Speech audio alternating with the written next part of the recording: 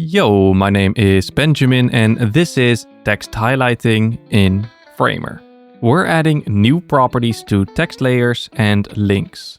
I'll start by creating a new link style, and as you can see we have redesigned the link style interface here as well, making it feel a lot simpler while actually including many more properties. Our new additions include fill, radius and padding. And all of these are also now available on the hover or the current states. In practice, these new properties allow you to design links that are much more flexible, without needing any additional layers, like a wrapping frame or stack.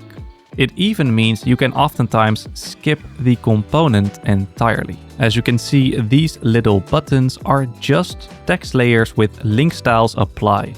We have some fill, radius and padding, a transition, and a gentle hover state. And if we open up the layer panel here, you can see these are just single layers, no wrapping elements.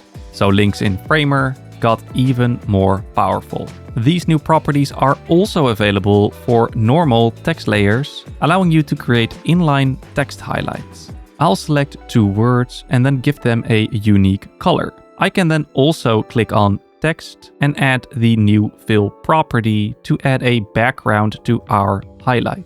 And just like that, we have designed a custom highlight without needing any additional layers.